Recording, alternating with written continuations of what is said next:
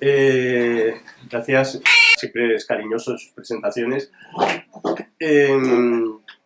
Vamos a plantear, porque así me lo pidieron y yo también lo medio sugerí, hablar de la vocación del católico en política, cosa que veremos enseguida que no es fácil.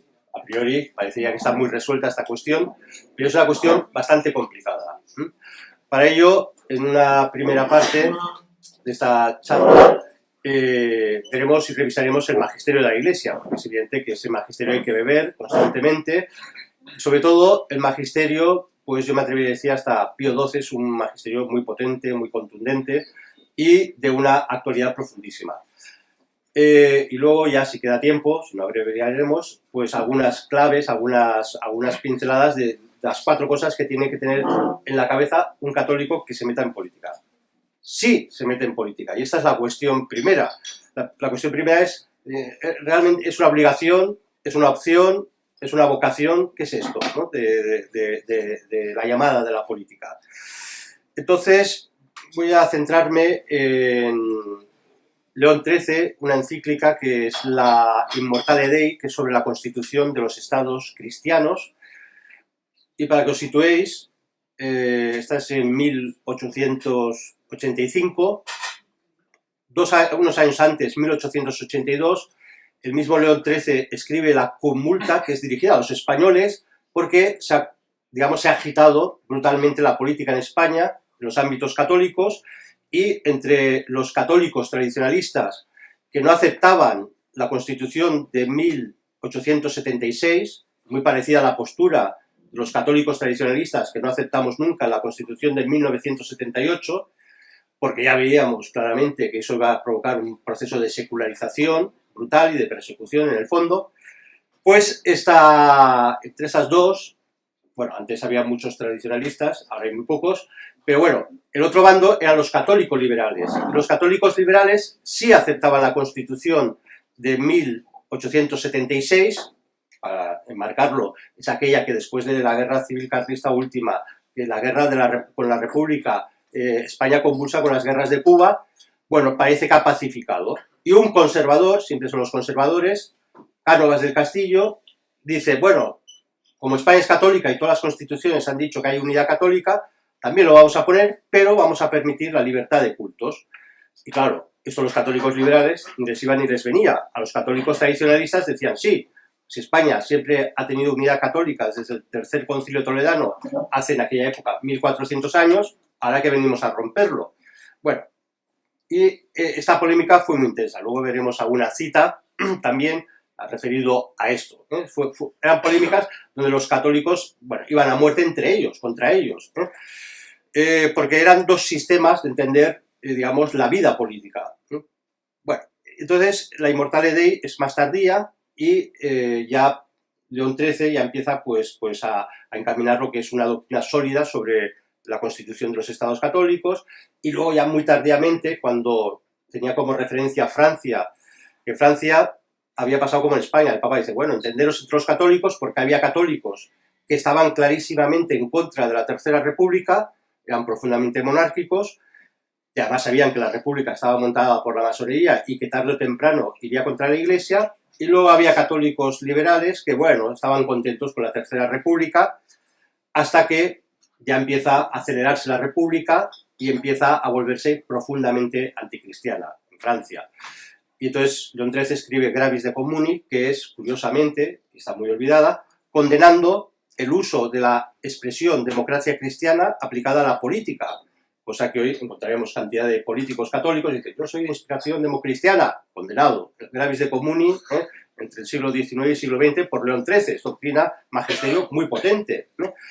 Pero bueno, en estas, pues está, como he dicho, la Immortale Dei, y vamos a leer y un poco comentar. Es muy potente, ¿no? Dice, es también, dice León XIII, de interés público que los católicos colaboren acertadamente en la administración municipal, ¿no? Bueno, hay un nivel de política, que es el municipio, donde el católico, de forma connatural, puede participar en política. No había ningún problema, en principio. Porque, sobre todo, el Papa lo tiene muy claro, y los papas lo han tenido muy claro, cuando han escrito diferentes papas, diferentes encíclicas, sobre todo el tema de la educación. Cuando el mundo moderno ha querido tocar la educación y dominar y controlar y dirigir la educación, la Iglesia siempre ha saltado, no porque tuviera muchos colegios, los tenía en algunos países, sino porque tenía muy claro que la Iglesia es madre y maestra, y como es maestra, también en la educación tiene mucho que decir. Y entonces, bueno, en principio parece que, bueno, el nivel del municipio es un nivel muy próximo, es un nivel asequible y se puede participar y es interés para los católicos para ello, trabajar en los municipios, procurando, dice, y logrando sobre todo que se atienda a la instrucción pública de la juventud, lo que hemos dicho. La juventud es muy importante. Esto el mismo Pío IX, en una encíclica que se llama Quanta Cura, precisamente, que inspira un poco este movimiento subversivo, la Quanta Cura, que va acompañada de un sílabus o sílabo o compendio de errores modernos, profundamente actual, dice, los inicuos, se refiere a los inicuos, a los que han difundido errores en el orden político. Los inicuos, que además los inicuos son los hijos de la iniquidad. Todos recordamos que San Pablo, en una de sus cartas a los tesalonicenses, dice que el misterio de iniquidad, en el fondo es el anticristo, es la manifestación de lo anticrístico, de lo anticristiano. Pues dice, los inicuos ya saben dónde ir, dice, van a por los jóvenes. Cuando tienen un proyecto de atacar a la Iglesia, primero empiezan por los jóvenes, van a por los jóvenes. Y claro, ahora ya ni siquiera los jóvenes, ahora van a por los niños. Esto es tremendo, es como de repente decir, se ha disparado la cosa, ¿no? Ahora ya ni siquiera tienen pudor en corromper a los niños. Pues bueno, esto la Iglesia siempre lo ha tenido muy claro. Dice, asimismo, sigue dando consejos, por regla general, no es un principio, es por regla general, es bueno que la acción de los católicos se extienda desde ese municipio poco a poco hacia arriba.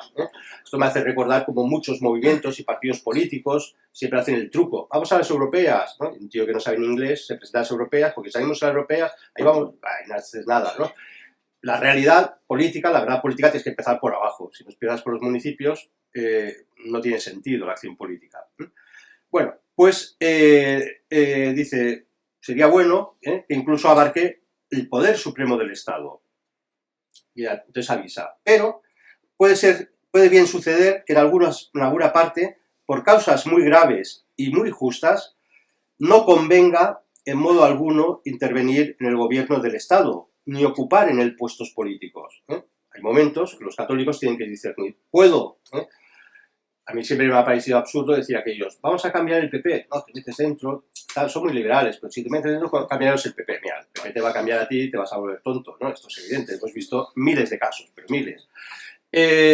Y sería también como muy absurdo decir, en la URSS, mira, nos vamos a ir metiendo en el Partido Comunista y así lo cambiaremos por dentro. Mira, te cogerán y te llevarán a la checa en cuanto te descubran, ¿no? No vas a cambiar nada.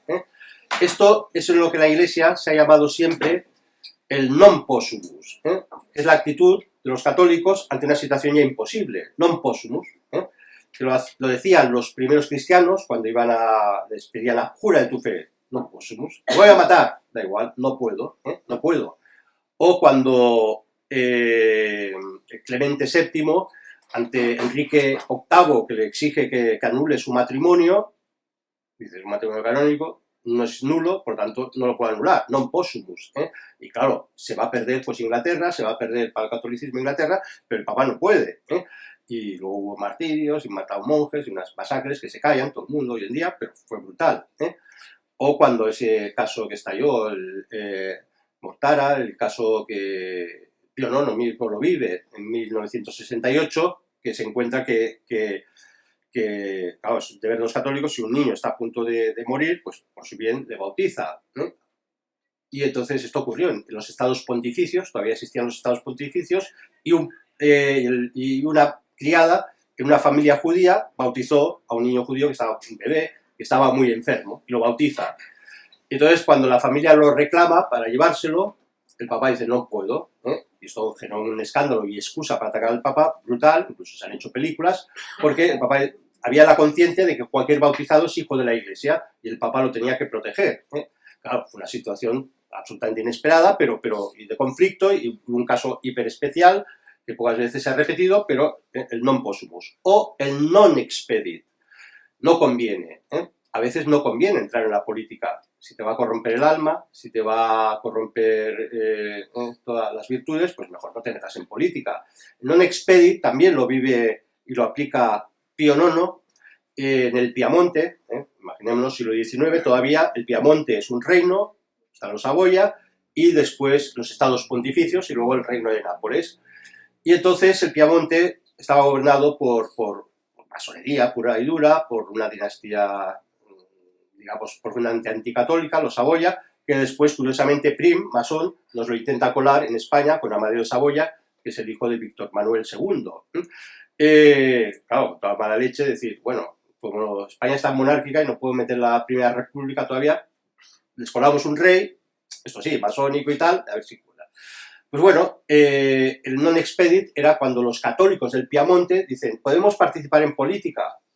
Y el Papa dice, non expedit, no conviene.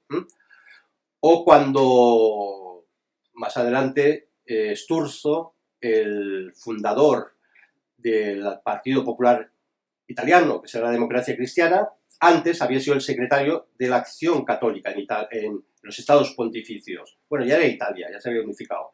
Era Italia. Y pregunta, tenemos una organización brutal, que era verdad, la Acción Católica. Si nos organizamos, podemos participar en las elecciones y controlar tal. Y el Papa dice, non expedit, no conviene. Porque si te metes en este juego... Y esto lo digo porque si hacemos un discernimiento, o mejor dicho, hay que hacer un discernimiento en los tiempos actuales. ¿Me puedo meter en un partido político? A lo mejor no conviene.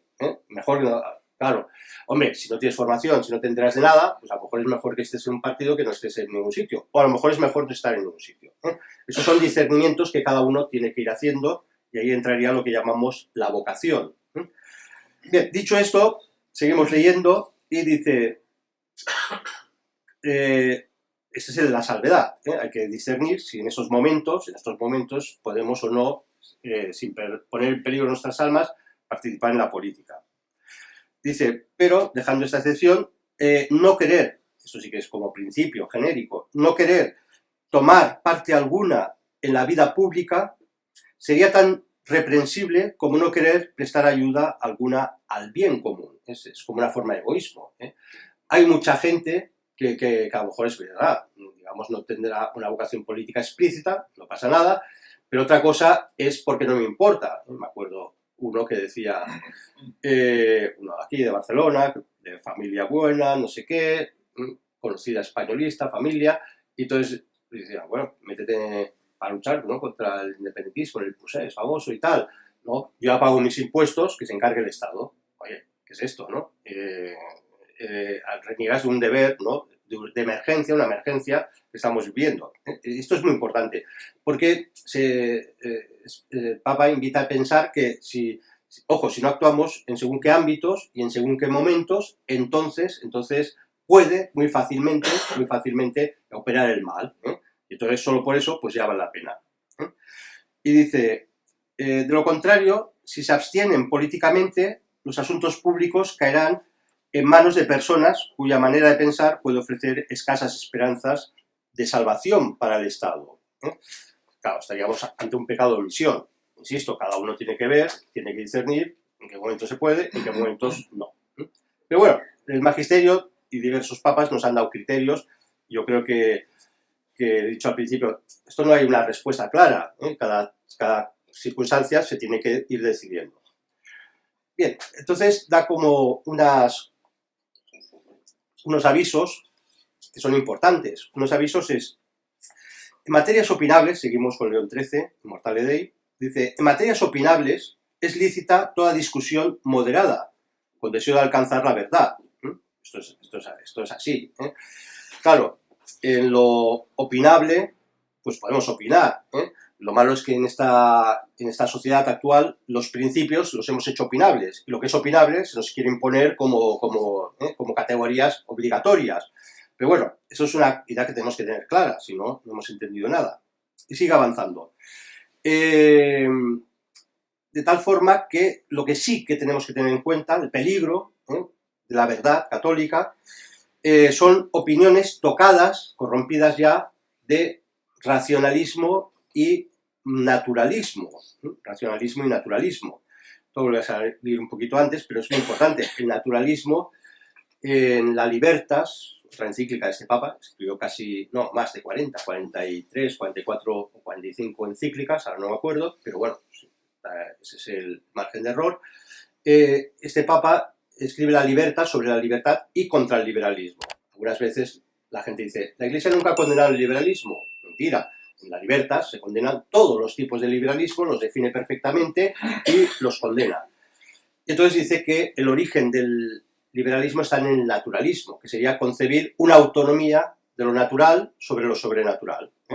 Claro, entonces, ¿qué ocurre? Que si hay una autonomía de lo natural, pues hay una autonomía absoluta de mi mente, de mi voluntad, y por tanto también de la voluntad general, y también de hecho, la democracia es una especie de naturalismo muy peculiar. Bueno, entonces hecha esta advertencia, dice, tampoco es lícito al católico cumplir sus deberes de una manera en la esfera privada y otra en la esfera pública. Ya estamos en el siglo XIX, mediados, un poquito pasado el siglo XIX, las mediados del siglo XIX, y dice el Papa, no vale tener en la vida personal una actitud y en la vida pública otra. Esto lo dijo explícitamente una de Convergencia y Unión, Joana Ortega, dijo, en los periódicos hizo una declaración tan campante, porque creía que era muy moderno y que sonaba muy bien. Yo en mi vida pública, en mi vida privada soy católica y creyente y tal. En mi vida pública no puedo serlo. Sufre una esquizofrenia salvaje, ¿no? Algo terrible, ¿no? Ha roto la coherencia interna de todo, el entendimiento de la voluntad, de la acción, todo. Pues esto claramente es un pensamiento liberal también que vemos en nuestros días, que digamos, no sé, perder esa coherencia interna. El Papa ya sabe que es muy importante y pide que no la perdamos.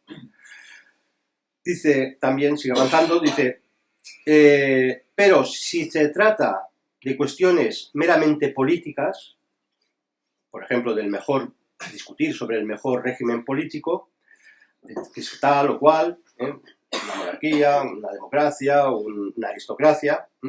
Bueno, sabemos que esto es circunstancial.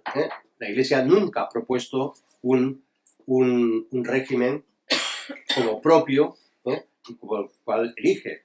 No.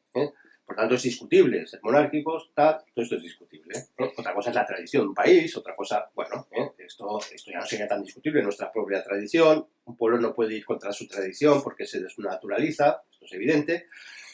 Pero lo digo esto porque ahora, también sobre todo de diferentes lados eclesiásticos o ámbitos eclesiásticos, se nos quiere inculcar una idea de Maritain.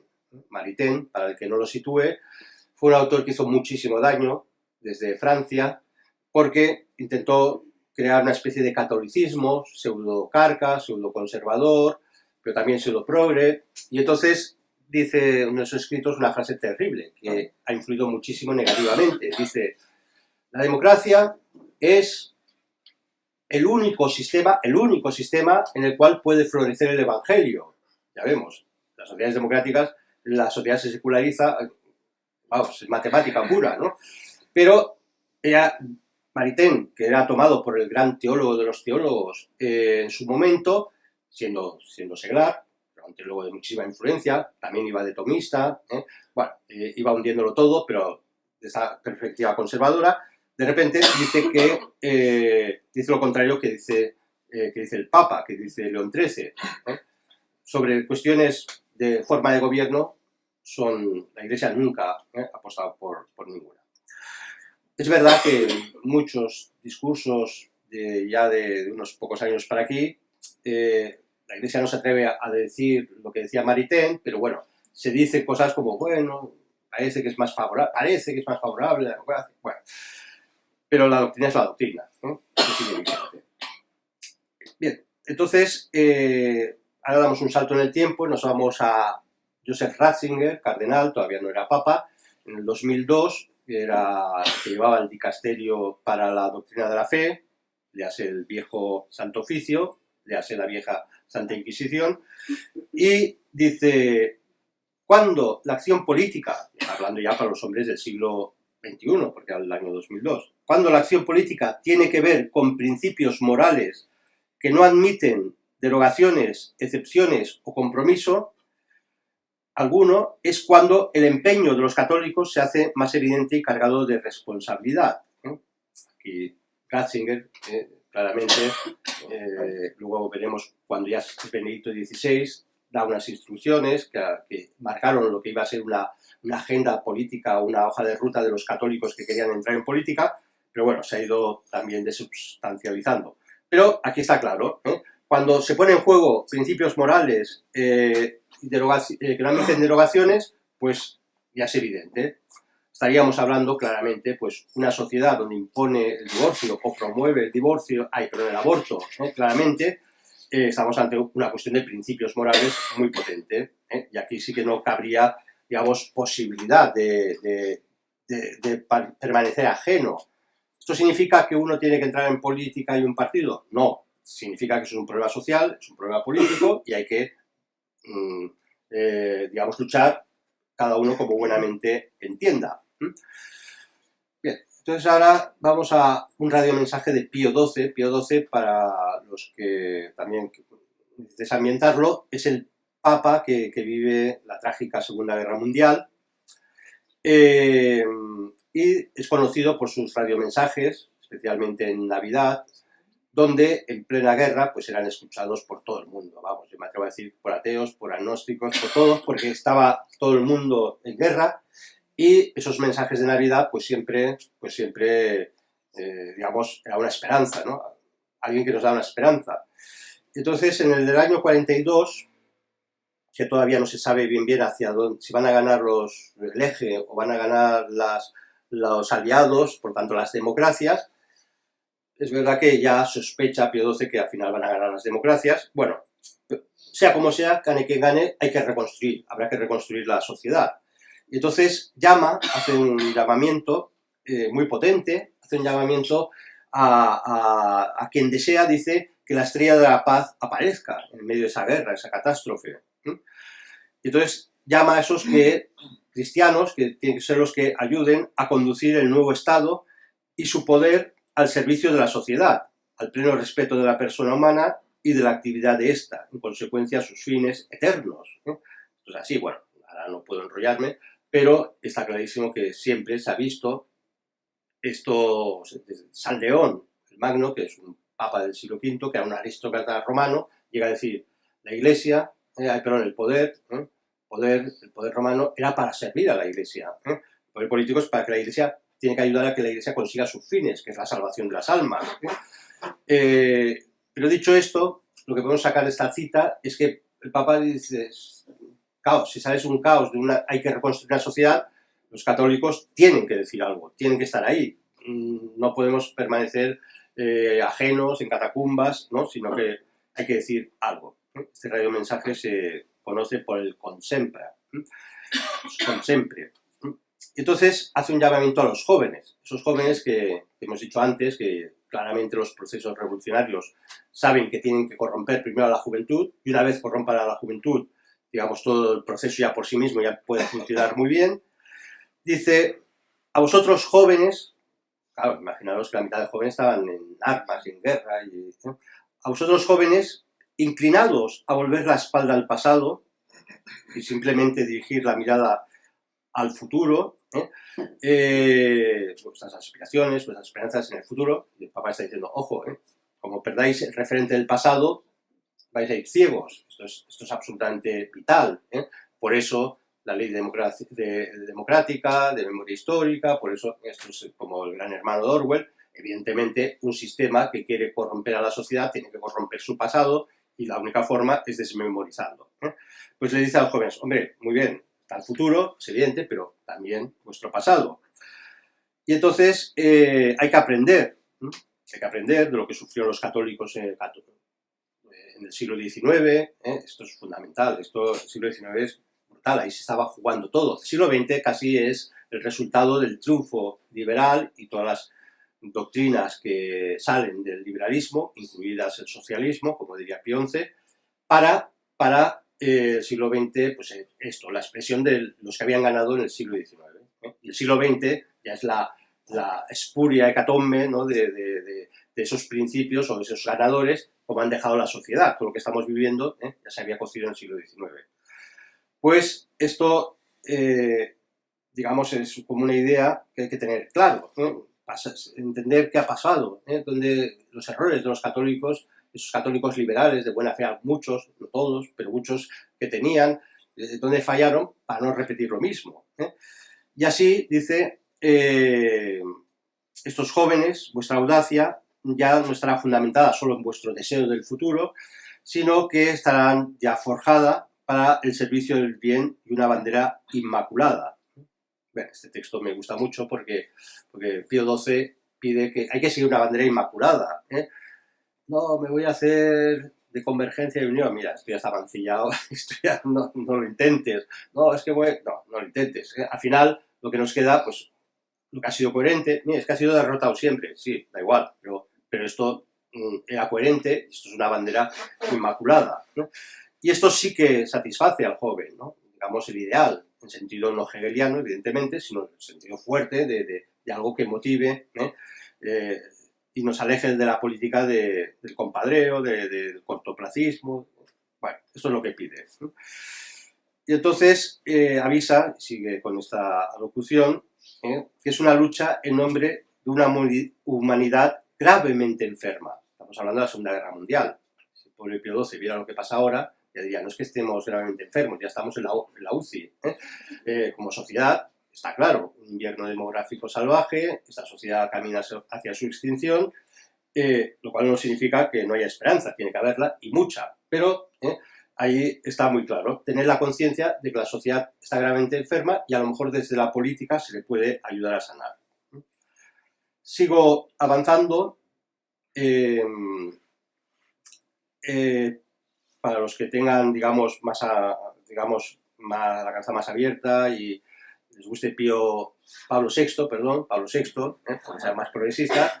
Bueno, Pablo VI tiene cosas interesantes. Tiene una encíclica que es la 80ª Adveniens. 80ª Adveniens es, digamos, la respuesta a la 40º anno, 40 aniversario de la 40º anno, y la 40º anno es el 40 aniversario de la Rerum Novarum, que fue una encíclica brutal, donde el Papa afronta en el siglo XIX, León XIII, el siglo moderno, la modernización, afronta el capitalismo y lo pone cada uno en su sitio, y entonces ha servido de base lo que se ha llamado la doctrina social de la Iglesia, la encíclica esta. Pues Pablo VI, cogiendo esta tradición de ir recuperando y rememorando antiguas encíclicas, dice una cosa curiosa.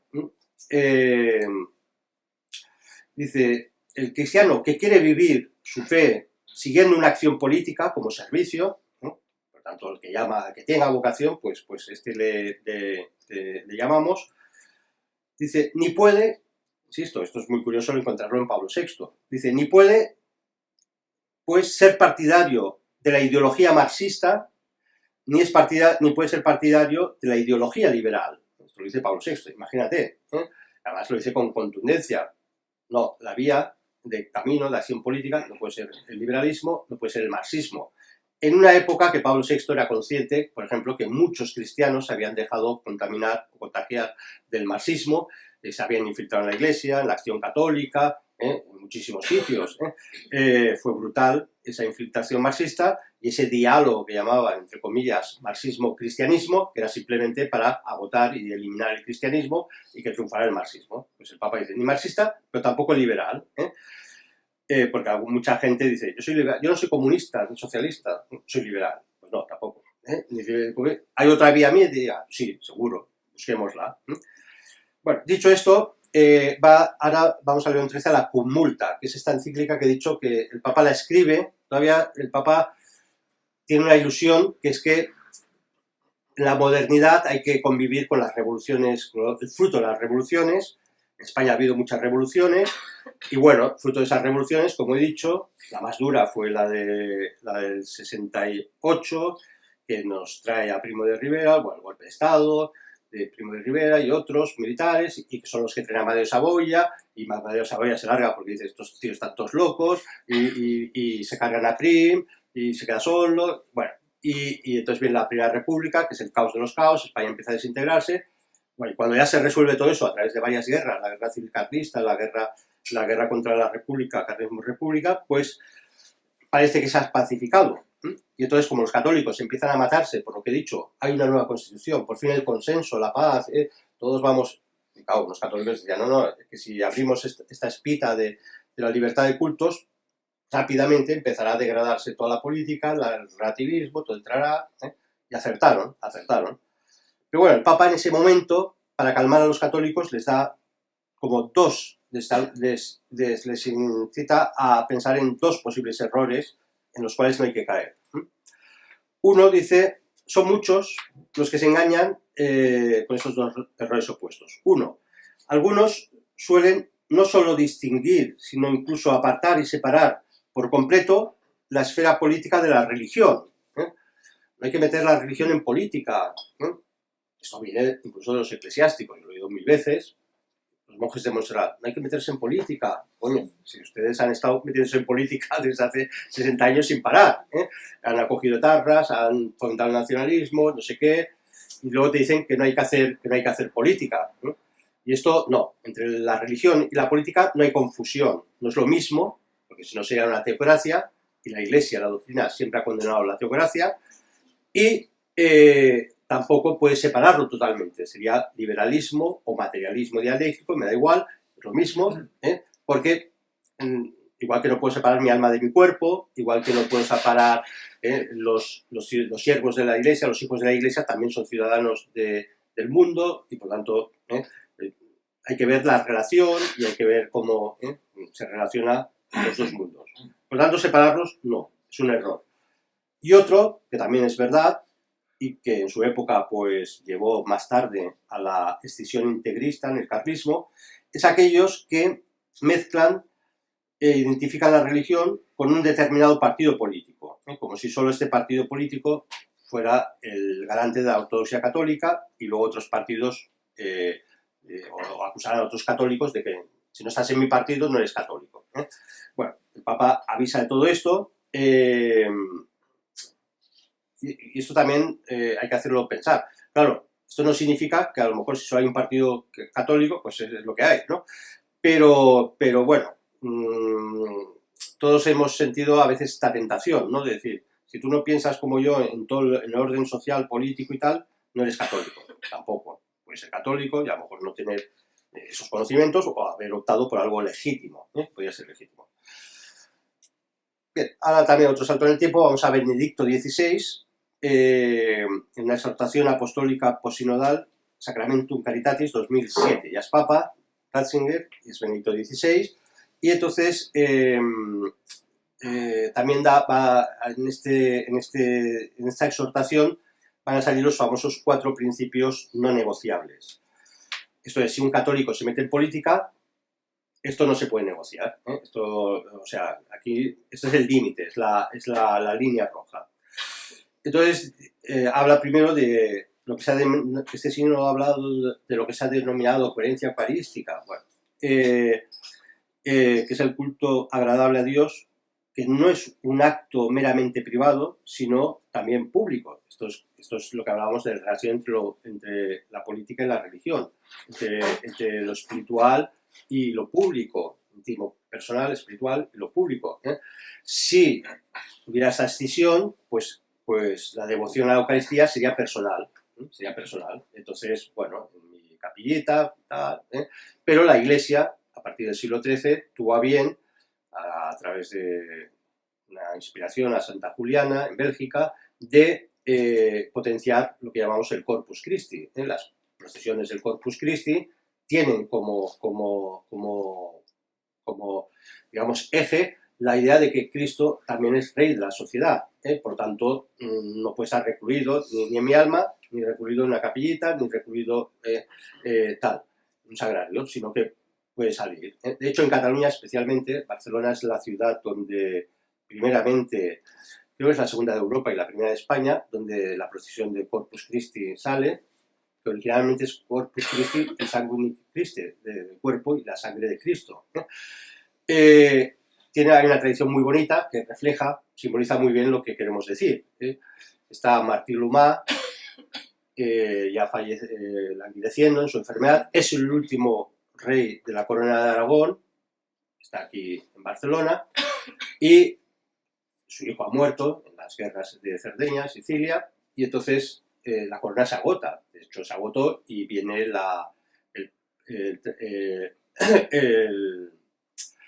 el famoso compromiso de Caspe. Y entonces, para elegir una rama sucesora para la corona de Aragón, pues se ha agotado. Entonces, cuando está agonizando, todos los súbditos dicen: ¿qué nos va a suceder? ¿Qué nos tiene que suceder en el trono? Y dicen: el que entre por la puerta ahora. Y en ese momento entra un sacerdote con la Eucaristía. Y entonces ese es el rey. Y por eso la procesión de Corpus en Barcelona se hace con el trono de Martí Lumá. Está en la custodia y en el trono. Simbólico, pero es muy potente, ¿no? Es decir, bueno, Cristo tiene que reinar en la sociedad. Cosa que evidentemente al liberalismo le pone bastante frenético, este principio. Bueno, como es muy...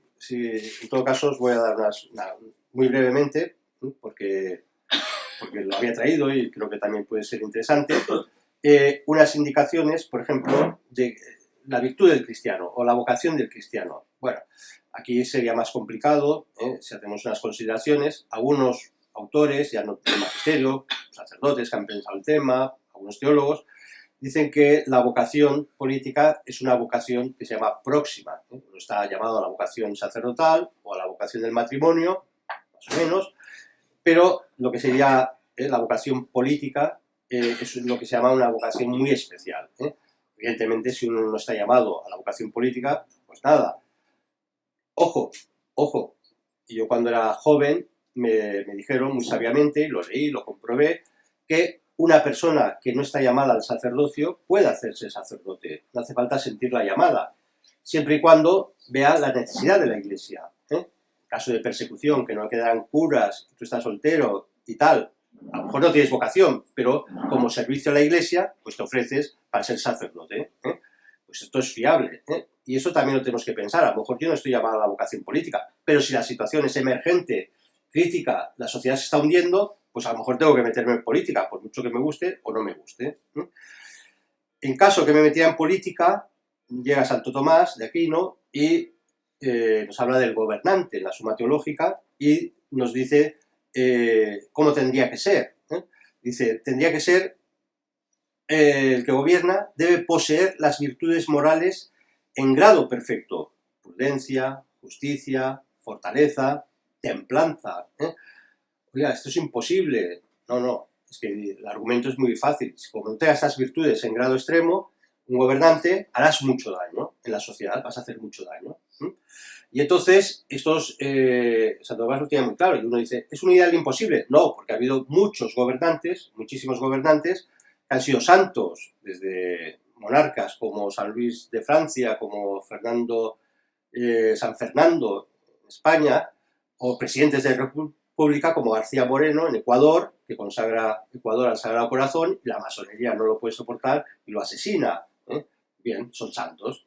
Entonces, el gobernante tiene que tener esto. Claro, si no llegas no pasa nada. Pero se avisa por qué tiene que tener estas virtudes.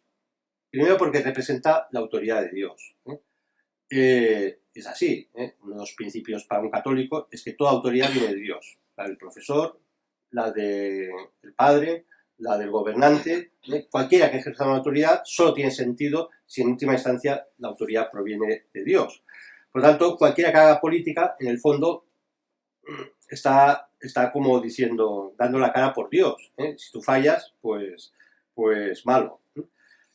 Luego, porque sus actos, como hemos dicho, tienen consecuencias profundísimas. De hecho, esto lo dice Aristóteles en la Ética. Dice, si quieres hacer bien mucho bien, ¿qué tienes que hacer? Hazte político. Porque si solamente buscas el bien de tus amigos, pues queda en tu círculo de amigos. Si te haces gobernante y haces leyes justas, ayudarás a toda la polis, a toda la sociedad. Por lo tanto, el político tiene esa responsabilidad. Y luego, evidentemente, quien se vaya a hacer político va a sufrir muchas más tentaciones que cualquiera del común de los mortales, en el orden pues, de todo, el orden de tentaciones sexuales, si no tienes las virtudes, recordemos, la fortaleza, la templanza, la justicia, la prudencia, son las 4 virtudes cardinales, pues claro, si no tienes templanza, eso es, si no sabes ordenar tus pasiones, se te va a comer. El orden de la política es terrible, he visto caer muchísima gente, muchísima gente. Bueno, pues entonces, simplemente, algo que igual así da lugar a preguntas, yo había propuesto, pero no solo los voy a enunciar, no os preocupéis, dos apartados. Uno, ¿qué principios doctrinales tendría que tener un católico en la mente siempre? Primero, que toda la autoridad viene de Dios, y esto nos permite luchar contra las tesis anarquistas o democráticas, que es lo mismo. Yo, como individuo, tengo absoluto derecho a todo, o yo, como colectivo y voluntad general, tengo derecho a todo, ¿no? Anarquismo y democracia. El principio de solidaridad, que es el que nos dice que la riqueza se puede distribuir. Con lo cual, el principio de solidaridad se carga el comunismo, que absolutiza que niega el comunismo el derecho a la propiedad privada, pero también el capitalismo, que dice que la propiedad privada es un derecho absoluto del individuo. No, nosotros somos usufructuarios de un bien, de los bienes temporales que nos ha dado Dios, y por lo tanto hay principio de solidaridad y principio de subsidiariedad, que es lo que evitaría el totalitarismo y el individualismo, que al final son 2 condiciones de lo mismo. El principio de subsidiariedad es que la sociedad se organiza de abajo arriba, la familia, subsidiariamente donde no llega la familia, los municipios pues donde no llegan otras estructuras regionales, comarcales, y luego el Estado, y luego si hace falta organizaciones internacionales, pues eso, ¿no? Por lo tanto, hay unas soberanías, no es lo que dice Margaret Thatcher, famosa frase de Margaret Thatcher, la sociedad no existe, existe el individuo.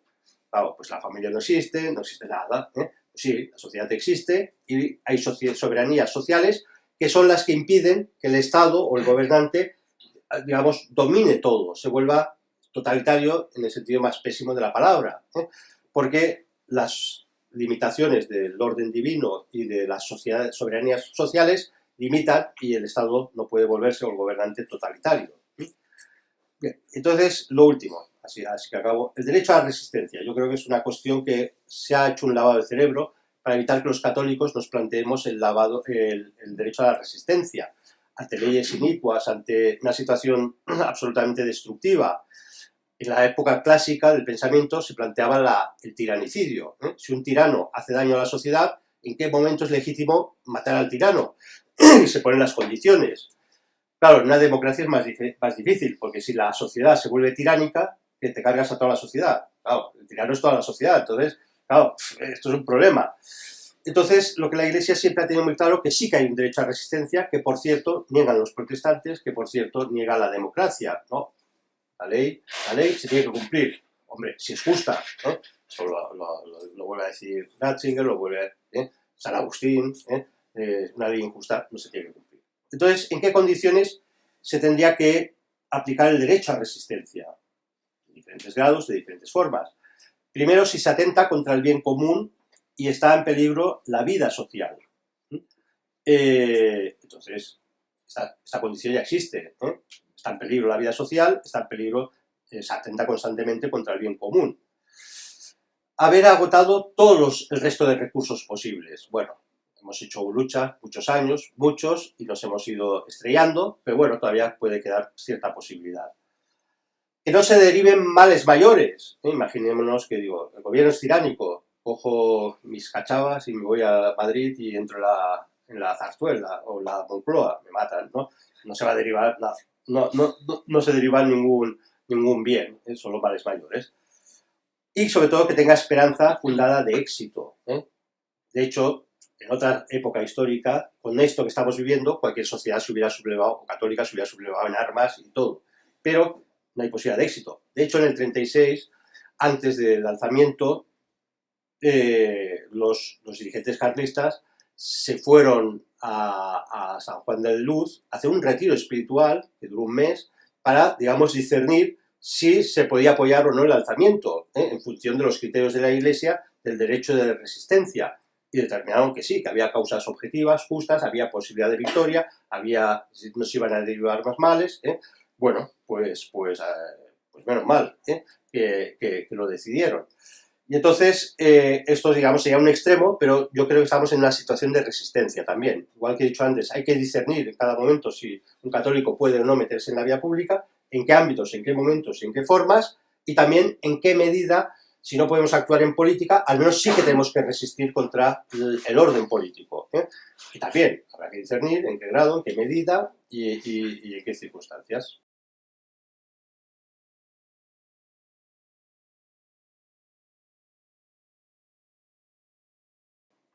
A ver, estamos en una situación que o nosotros u otros porque hay intención de dinamitar el marco que es la Constitución del 78. Esto es evidente. Y entonces, si no lo hacemos nosotros, lo harán otros. Y en otro sentido, ¿no?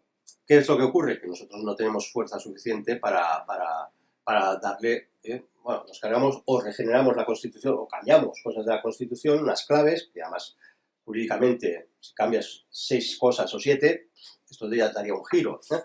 Pero no te vas a encontrar, porque siempre que se ha intentado desde nuestros ámbitos, entonces es el PP el que no, tal. De hecho, ya vemos como el 6 de diciembre los partidos constitucionalistas idolatran la Constitución, pero no porque la idolatren en sí, sino porque tienen miedo de lo que va a venir, ¿no? Entonces, vamos a salvaguardar la Constitución, pero esto es el juego siempre del mal menor, ¿no?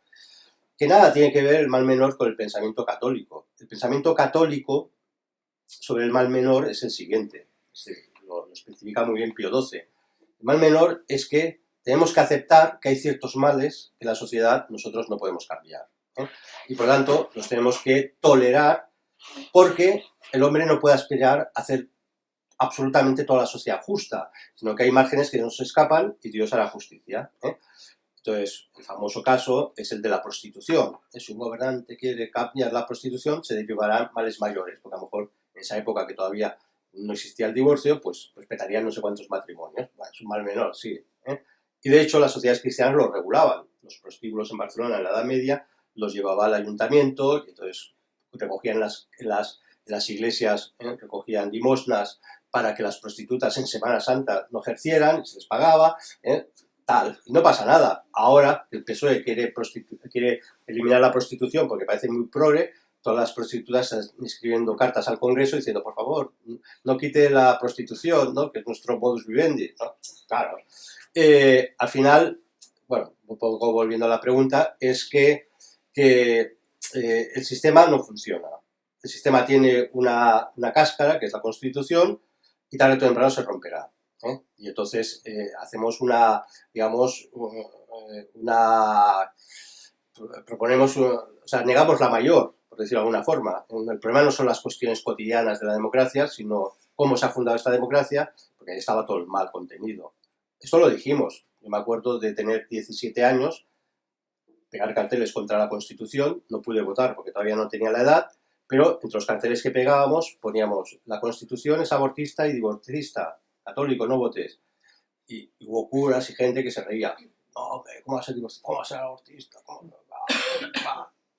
Pues bueno, o sea, que había gente que lo tenía muy claro lo que iba a pasar, ¿no? Pues, bueno, se veía, ¿no?